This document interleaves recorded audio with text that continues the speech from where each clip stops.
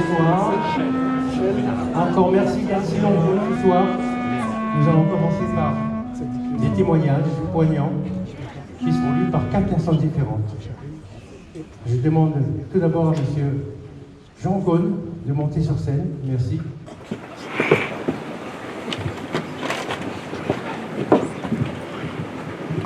L'héroïsme d'Aner Shapira.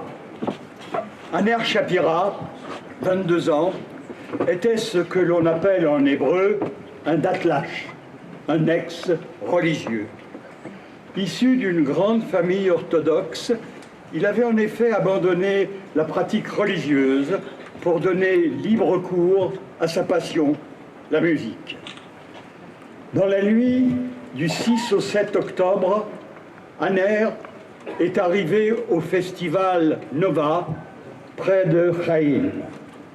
Il était l'un des chanteurs-compositeurs qui se sont produits durant la rave party. Ses parents, Shira et Moïse Shapira, relatent les dernières heures de sa vie. Aner était sergent dans les commandos d'élite de la brigade du Nahal. Vendredi 6 octobre, il était à la maison, en permission, puisque c'était la fête de Shimchat Torah. Dans la nuit, Aner est parti avec son copain Hersch Goldberg pour participer au festival Nova. Il est arrivé avant que les premiers missiles ne soient tirés. Dès que tout a commencé, son officier l'a appelé pour lui demander de rejoindre son unité de Soufa, ce que Aner a tenté de faire. Mais sur la route 232, à quelques centaines de mètres du festival, ils ont été bloqués. Les terroristes tiraient sur les véhicules qui circulaient. Aner et Hersch sont entrés dans un désabri installé près d'un arrêt du bus, où se trouvaient déjà plusieurs jeunes qui s'y étaient réfugiés. Aner leur a dit qu'il avait parlé à Tsahal et qu'ils allaient arriver. On sait également qu'Aner a brisé une bouteille afin de pouvoir s'en servir contre les terroristes s'ils tentaient d'entrer. Ils ont préféré tirer vers l'intérieur et ont lancé une première grenade de l'extérieur. Aner a eu le sang-froid de prendre la grenade et de la renvoyer vers l'extérieur, où elle a explosé. À 7 reprises, la 8e sera fatale à Aner. Elle explosera lorsqu'il la prendra dans ses mains et le tuera sur le coup. L'histoire d'Aner et son acte de bravoure sont connus dans le monde. C'était un homme qui croyait à la bonté des hommes. En Israël, Aner Shapira est depuis le 7 octobre considéré comme un héros national. Les jeunes parents ont donné son prénom à leur nouveau-né à sa mémoire. Merci, M. Jean Cosne. Je demande à Mme Rachel Layani de nous rejoindre sur l'estrade. Merci. Parmi tous les héros d'Israël, il y a les volontaires de l'association Zaka, une abréviation pour dire Zichud Korbanot Hassan. Comme son nom l'indique, Zaka se fixe pour mission d'identifier des victimes de catastrophes diverses, telles que des tremblements de terre, des attentats terroristes ou même des accidents de voiture. Avec un objectif sacré, permettre l'inhumation des victimes conformément aux règles de respect et de dignité imposées par la tradition juive. Parmi ces volontaires, le rabbin Yossi Landau, responsable régional de Zaka. En temps normal, cet homme d'affaires vit à Ashdod. Il appartient au courant chassidique, qui met en exergue la joie de prier le Tout-Puissant. Âgé de 55 ans, Il est père de 10 enfants, dont plusieurs sont aussi volontaires de Zaka. On les appelle les commandos Lando. Yossi a été témoin d'horreur dans le kibboutz martyr de Be'eri. Il pèse ses mots, comme s'il ne voulait pas porter atteinte aux souvenirs des victimes. J'ai vu des familles entières torturées par des terroristes du Hamas. Des terroristes ont fait asseoir des parents. Ils les ont attachés et ont exécuté leurs enfants sous leurs yeux. Ils ont extrait un œil au père et ont coupé quelques doigts aux enfants. Puis après avoir massacré tout le monde, ils ont ouvert le réfrigérateur et se sont attablés pour manger. C'est inimaginable. 2 maisons plus loin, j'ai vu une femme enceinte éventrée. Le corps du bébé était transpercé par un couteau. La mère avait été tuée d'une balle dans la nuque. Une autre femme avait été abattue et décapitée. J'ai vu des corps éventrés, des bébés décapités, des jeunes massacrés sans pitié. Même les bêtes ne font pas cela. Les terroristes ont profané les corps de jeunes femmes, parfois de femmes enceintes. À Kfar Aza, j'ai vu des enfants brûlés vifs. J'ai personnellement accompagné l'évacuation de quelques 560 corps de victimes du 7 octobre. Merci Rachel. Je demande à présent à M. Yves Monin de nous rejoindre sur l'estrade. Le miracle de la famille Golan. 6h30, une salve incroyable de roquettes tirées à partir de la bande de Gaza. Nous courons vers la chambre blindée, qui est aussi la chambre de Yaël. Très vite, le courant est coupé. Sur les groupes WhatsApp internes, on nous informe que des terroristes circulent dans le kibboutz. Nous décidons de déplacer une bibliothèque devant la porte pour les empêcher d'entrer. Peu après, j'entends parler en arabe.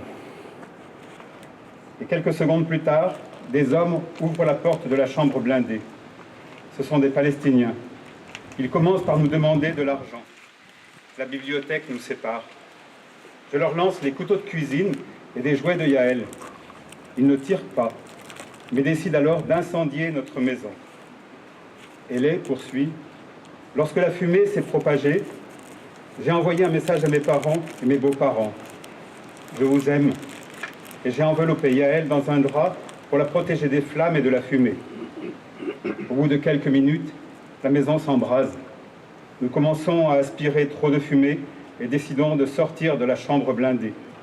Ariel prend un matelas pour nous protéger à la fois du feu et des terroristes qui, à l'extérieur de la maison, lancent dans notre direction une bonbonne de gaz dont le robinet a été ouvert. Une puissante flamme jaillit. Elle nous brûle. À ce moment, je souffre de mes brûlures. Mais Hélé, qui est médecin, décide de nous faire entrer tous les trois dans la douche. Nous nous sommes aspergés d'eau pour atténuer les douleurs des brûlures. Un terroriste introduit alors dans la salle de bain une planche de bois. Je tire la planche à moi. Ariel les entend alors dire « ça suffit, allons-y ». Nous les voyons s'éloigner et nous décidons de quitter les lieux en sautant par la fenêtre. En petite tenue, pieds nus, nous longeons l'arrière des maisons. Nous entendons des tirs dans le kibboutz. Puis nous parvenons à l'auberge de Kfar Aza. Après nous être cachés, nous décidons de vérifier comment soigner nos brûlures. Nous rejoignons l'entrée du kibboutz en passant d'abri en abri. Après avoir parcouru près de 600 mètres, juste après le secrétariat du kibboutz, nous apercevons un groupe de soldats en position de combat. Nous leur signalons notre présence, ils nous rejoignent et nous protègent jusqu'à notre évacuation d'urgence en hélicoptère. Et enfin, un 4e témoignage lu par Madame Caroline Ganancia. Hadas Calderon, la lionne, a retrouvé ses petits. Hadas Calderon, 56 ans, est originaire du kibbutz Nir Oz, où jusqu'au 7 octobre 2023 vivait paisiblement sa mère, Carmela, ses enfants, Sahar, 17 ans, et Erez, 12 ans, ainsi que leur père, Ofer. Le 7 octobre, à 6h30, Hadas est seul à son domicile. Dès qu'elle entend les premières salves de roquettes tirées par le Hamas, elle se précipite dans la chambre blindée. On apprendra plus tard que Sahar, Erez et Ofer Calderon se sont échappés par la fenêtre de leur propre chambre blindée. Cachés dans les buissons tout proches, ils ont vu, pendant 2 heures, les pires horreurs commises par les terroristes du Hamas. Puis, on reconnaît sur une vidéo Erez, emporté sauvagement par les terroristes, ainsi que Sahar et leur père, qui ont été kidnappés et comptent parmi les 240 otages capturés ce jour. Le 31 octobre, le retour de Hadass dans sa maison incendiée et dévastée est filmé par l'ensemble des chaînes de télévision israéliennes. En pleurs, elle appelle à la libération de ses enfants et de son ex-mari. Nous devons les sauver, nous les aimons. Le 27 novembre, dans un centre commercial proche de l'état-major à Tel Aviv, Hadass reçoit enfin de l'armée la confirmation que ses enfants, Sahar et Erez, vont être libérés dans la soirée. Pour la première fois depuis 52 jours, Hadass peut enfin laisser éclater sa joie.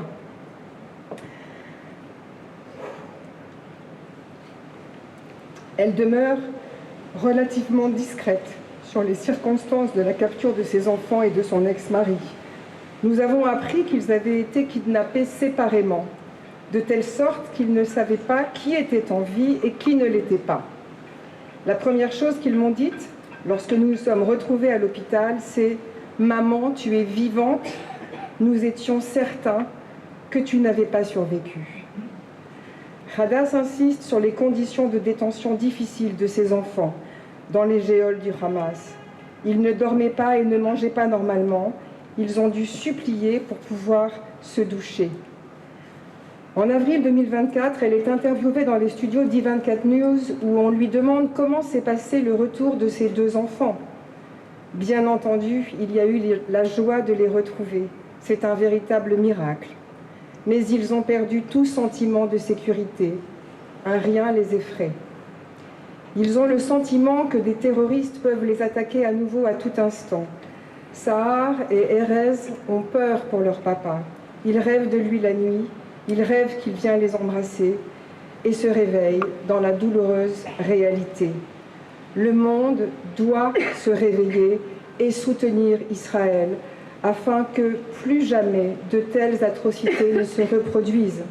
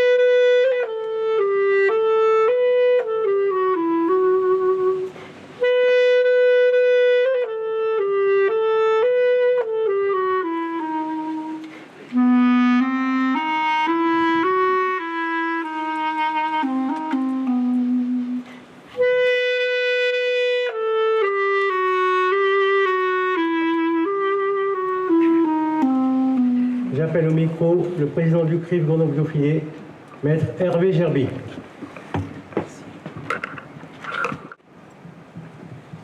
Monsieur le sous-préfet et monsieur le directeur départemental de la police nationale, qui assurez notre sécurité quotidienne, soyez les bienvenus. Monsieur le sénateur Michel Savin, vous connaissez cette maison depuis tant d'années. Soyez le bienvenu. Monsieur le président du département, Monsieur Barbier, vous avez été reçu l'année dernière en invité d'honneur de notre CRIF et votre engagement personnel, autant que votre solidarité à nos côtés, n'a jamais faibli. Soyez le bienvenu. Madame la conseillère régionale Nathalie Béranger, qui représentait le président de la région Auvergne-Rhône-Alpes, et monsieur le conseiller régional Stéphane Gémani, vous connaissez vous aussi parfaitement cette maison. Soyez les bienvenus. Madame Corinne Lemarié, vice-présidente de Grenoble-Alpes Métropole, représentant son président. L'engagement de la métropole dans la lutte contre l'antisémitisme est ancien, renouvelé malgré les turpitudes du moment. Soyez la bienvenue. Mesdames et messieurs les conseillers départementaux et métropolitains, nous avons marché ensemble en novembre contre l'antisémitisme. Soyez les bienvenus. Monsieur le maire de Cessin, vous êtes ici en ami avec une délégation. Soyez les bienvenus. Madame Anne-Sophie Chardon, représentant le MoDem de l'Isère, soyez la bienvenue. Madame Cécile Prost, représentant Renaissance en Isère, soyez la bienvenue. Mesdames et messieurs les conseillers municipaux, et notamment, sans être exhaustif, Madame Schumann et Monsieur Alotto, représentant le groupe d'opposition Place Publique à la ville de Grenoble. Madame Seignatanpo et Monsieur Clouer, représentant l'intergroupe d'opposition socialiste et apparentée à la ville de Grenoble. Madame Delphine Benz, représentant le groupe d'opposition Nouveau Regard à la ville de Grenoble. Madame Bauer, représentant le groupe d'opposition Société civile, divers droite et centre à la ville de Grenoble. Votre parole, à chacun et chacune d'entre vous, doit apaiser le débat public sur les sujets qui nous préoccupent. Soyez ici les bienvenus. Monsieur Bertrand, représentant Monseigneur Échenne du diocèse de Grenoble, vos messages de soutien dans cette période apportent réconfort et fraternité à notre communauté. Vous êtes accompagné de sœur Esther, qui nous vient de sa congrégation en Israël. Soyez tous deux les bienvenus. Monsieur Tabayou, représentant les églises protestantes évangéliques de l'agglomération, vous êtes à nos côtés depuis le 7 octobre et avant. Soyez le bienvenu. Monsieur Orcella, président de la délégation Isère de la LICRA, nous avons tant de combats communs à mener ensemble. Soyez le bienvenu. Monsieur Fachler, mon cher Albert, président de la communauté juive de Chambéry, venu en délégation, tes encouragements sont un soutien auquel je suis sensible. Tu nous portes de Savoie un message téléphonique direct ce soir de soutien du Premier ministre Michel Barnier à nos communautés. Soyez avec ta délégation les bienvenus. Messieurs les rabbins, messieurs les présidents des associations consistoriales, messieurs les présidents des lieux d'études et de culte, mesdames et messieurs, les présidents des associations communautaires qui composent le CRIF Grenoble-Dauphiné, mesdames et messieurs, chers amis, soyez tous et toutes ici les bienvenus. Aujourd'hui, vos journaux quotidiens nationaux évoquent la route 232. Elle démarre au sud d'Israël, au passage de Kerem Shalom, un mince morceau de terre aride et brûlant entre Israël, Gaza et l'Égypte. Kerem Shalom, c'est aussi le nom d'un petit kibboutz à moins de 100 mètres de Gaza, dont l'histoire concentre en lui-même les germes des attaques du Hamas du 7 octobre 2023.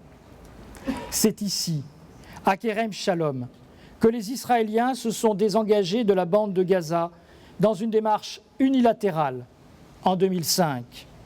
C'est ici, un an après le retrait israélien de Gaza, que le 25 juin 2006, le caporal Gilad Shalit, citoyen franco-israélien de 20 ans, fut enlevé par les tristement célèbres brigades Izz-al-Din al-Qassam. Sans nouvelles de lui en 2009, Israël acceptera de libérer 20 prisonnières palestiniennes pour une vidéo de lui vivant, avant qu'il ne soit libéré en octobre 2011 contre 1027 prisonniers palestiniens. Pendant ce temps, en 2007, l'arrivée au pouvoir du Hamas, mouvement classé terroriste par la communauté internationale, dont l'existence n'a de raison d'être que la haine des Juifs, contraint Israël, mais aussi le voisin égyptien de Gaza, à un blocus de cette bande palestinienne. De Kerem Shalom, la route 232 remonte au nord d'Israël en longeant la bande de Gaza. Tout au long de cette route, il ne demeure plus grand-chose des kibboutz voisins des habitations de Gaza, Be'eri, Nir Oz, ou Kfar Aza, que j'ai visité il y a un an, sont désormais les tombeaux des espoirs perdus de ces militants de la paix, ces sionistes de gauche qui, jusqu'au 6 octobre 2023, manifestaient pacifiquement, comme on peut le faire dans une grande démocratie, devant la Cour suprême à Jérusalem. Tout au long de la route 232, avant le 7 octobre, deux univers vivent en parallèle depuis 2005.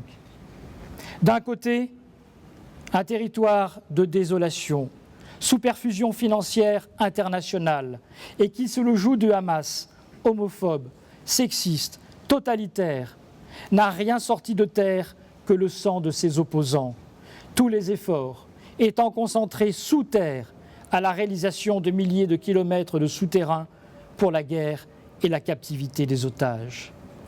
De l'autre côté de la bande de Gaza, le long de cette route 232, les kibboutz gardent la tradition du collectivisme et les villes nouvelles se concentrent sur l'agriculture dans la région d'Eshkol, le potager d'Israël. Au fil des années et des agressions du Hamas, les abris anti-roquettes construits dans les villages et au bord de la route, au milieu de ces petits miracles que sont les champs de clémentines, d'olives ou d'avocats, ont été autant de refuges insuffisants à la barbarie du 7 octobre 2023. Et puis là-haut, un peu avant d'arriver sur la ville de Sderot, où les 34 000 habitants les plus proches de Gaza ont vécu l'enfer, il y a un immense terrain vague dans la zone agraire du kibboutz de Reim. Pour la première fois, le 7 octobre 2023, c'est ici, en Israël, que se tenait le festival Tribute of Nova. Venu du Brésil, ce festival New Age, ce festival des temps nouveaux, mêlait pratique du yoga, médecine holistique ou chamanique, musique méditative, danse, art de la rue, ateliers culturels et rencontres. Autant d'envies d'ailleurs qui devraient parler à tous les Grenoblois. Âgés de 20 ans, ces jeunes, nos enfants, ne venaient au festival que pour un seul mantra, affirmer leur appartenance à une même communauté humaine. Le 7 octobre, cette jeunesse, venue pour chanter la paix, a crié sous les attaques terroristes dans une réalité qui s'est rappelée violemment à elle. Certains dans le monde ont une vision que nous ne partageons pas, un monde totalitaire d'exclusion et de sang. 364 jeunes filles et jeunes hommes tués, brûlés, parfois attachés à des poteaux, 2000 blessés dans leur corps et dans leurs âmes, et encore des otages. Nous nous souviendrons encore de Shani. Shani, cette tatoueuse de 23 ans, aux longs cheveux bruns, enlevée, exhibé en sous-vêtements à l'arrière d'un pick-up où des hommes, gorgés de haine et de sang, lui crachaient dessus au nom de Allahu Akbar. Ce n'est pas la haine d'Israël qui était visée, mais celle des Juifs, dont chaque corps supplicié devenait un trophée exhibé à une population en liesse. Le visage de Chani criait le désespoir de toutes ces femmes violées et agressées sexuellement par les terroristes du Hamas. Le corps de Chani a été retrouvé dans Gaza par les soldats de Tsahal en mai 2024. Il aura fallu attendre 5 mois après son enlèvement, pour que l'ONU reconnaisse enfin les violences sexuelles du Hamas sur les femmes israéliennes. Il y a quelques jours, les militaires de Tsahal ont rendu à sa famille en Irak Fawzia Amin Sido. Enlevée à l'âge de 11 ans en 2014, elle était devenue l'esclave sexuelle d'un terroriste du Hamas, jusqu'à ce qu'elle soit exfiltrée de Gaza dans une action militaire coordonnée entre Américains et Israéliens.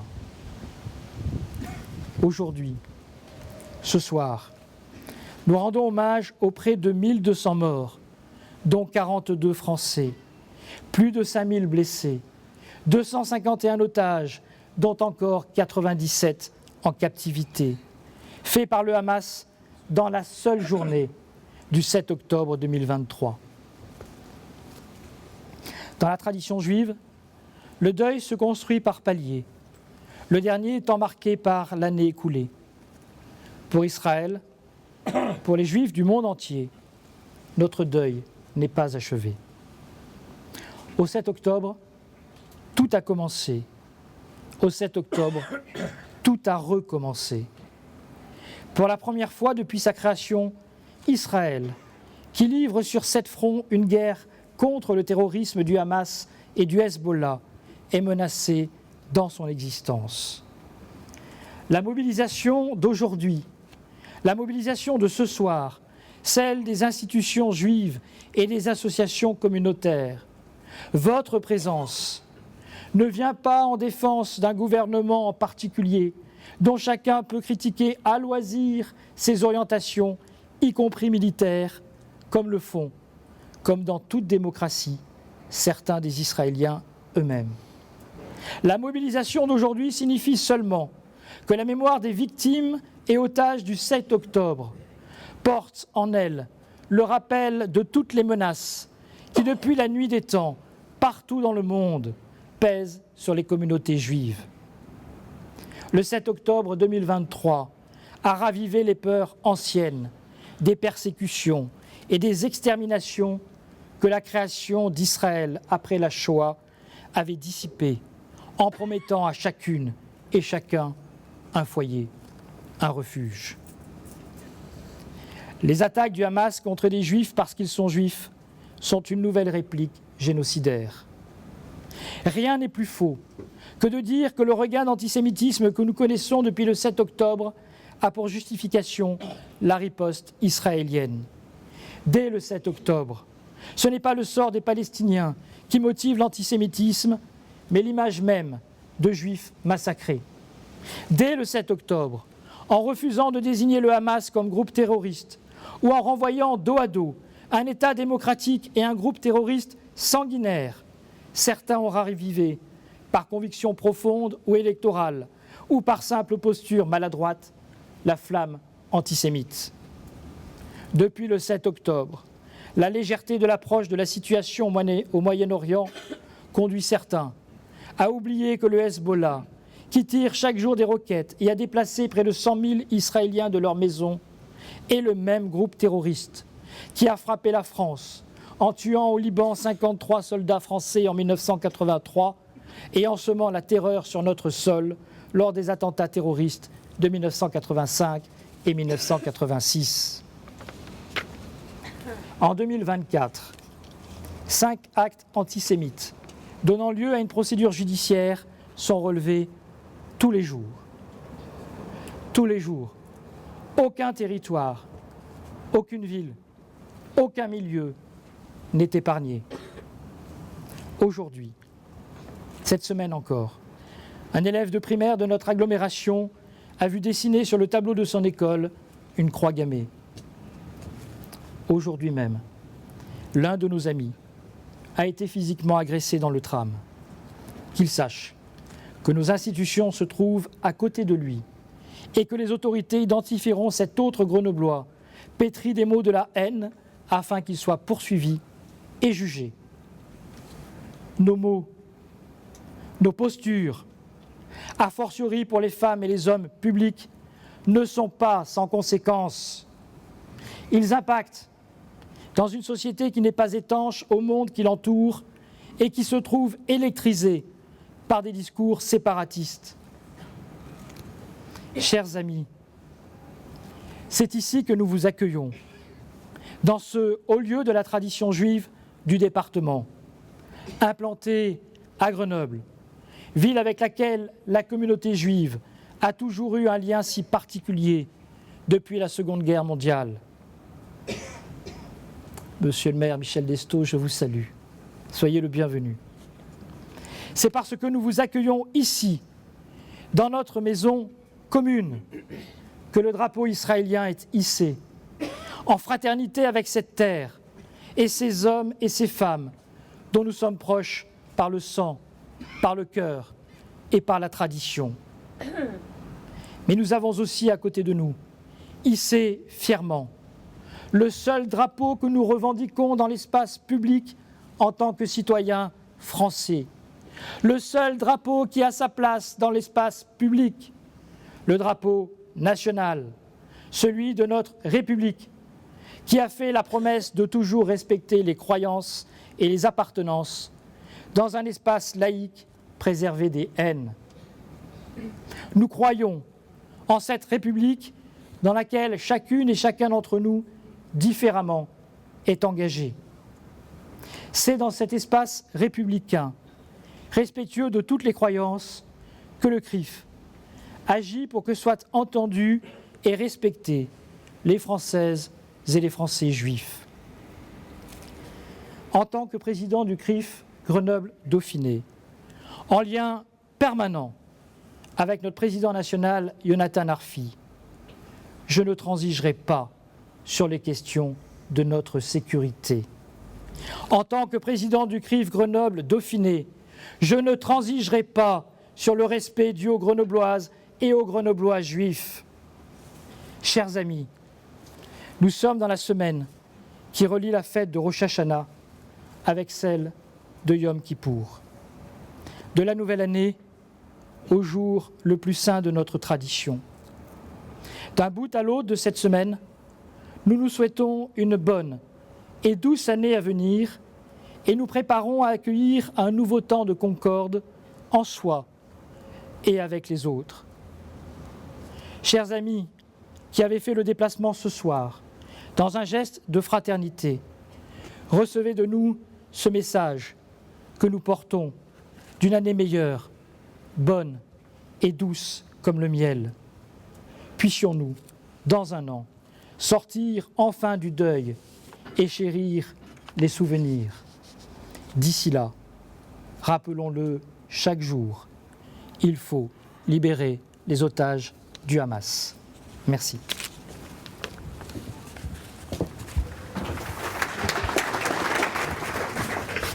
Merci pour lui. À présent, je demande au rabbin Yehuda Berdugo, le rabbin du consistoire de Bar Yochai, de me rejoindre sur l'estrade. El male rachamim shochen b'amdomim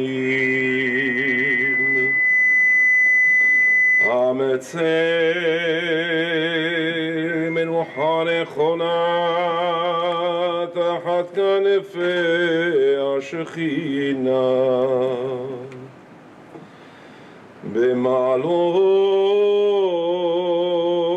במעלות קדושים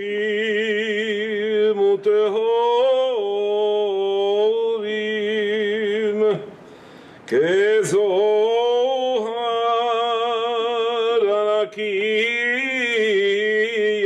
המזהיר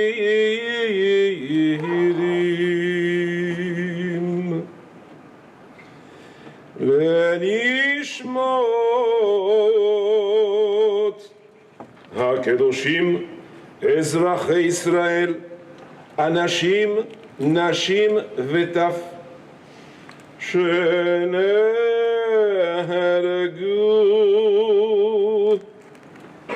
שנשרפו, שנרצחו, שנטבחו בידי מרצחי בני העוולה ומסרו נפשם על קידוש השם. בהתקפה האכזרית על יישובי מדינת ישראל ולנשמות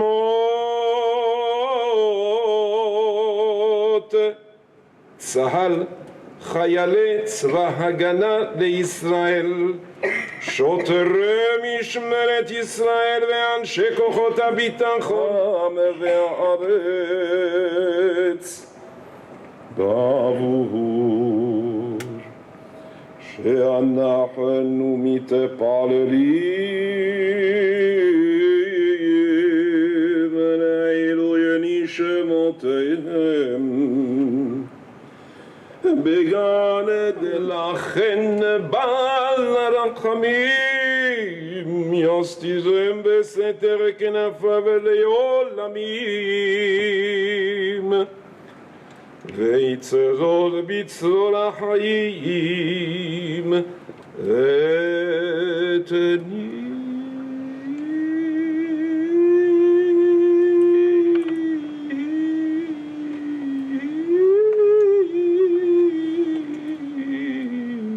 נשמותיהם. אדוני הוא נחלתם, וינוחו בשלום על משכבותם, ויעמדו לגורלם לקץ הימין, ונאמר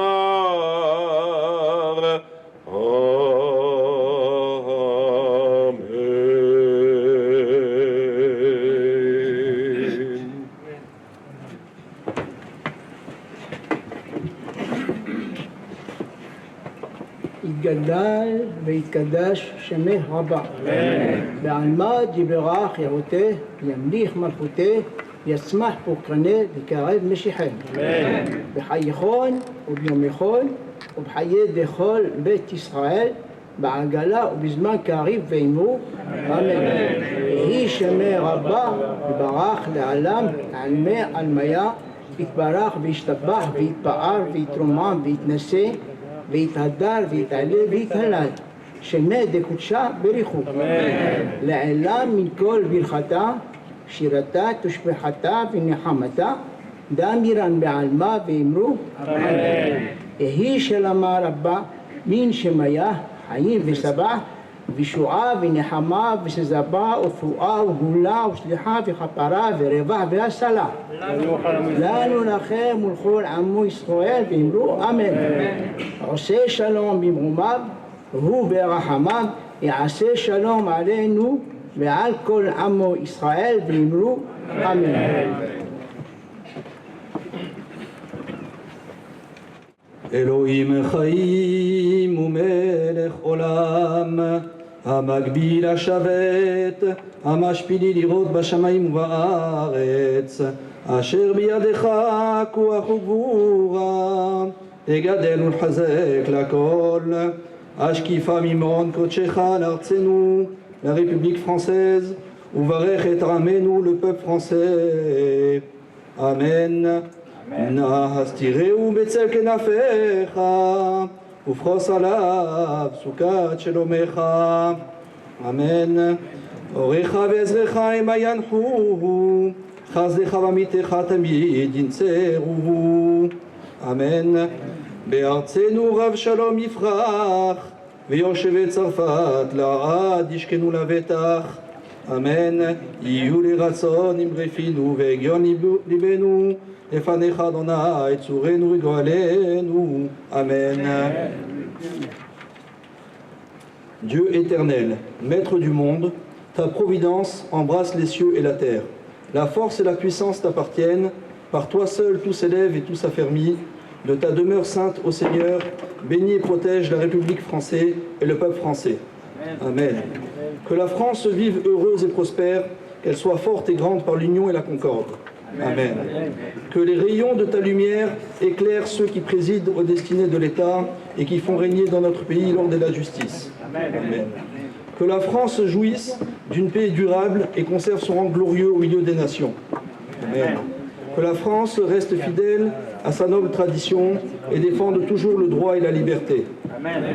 Accueille favorablement nos vœux, que les paroles de nos lèvres et les sentiments de notre cœur trouvent grâce devant toi, ô Seigneur, notre Créateur et notre Libérateur. Amen.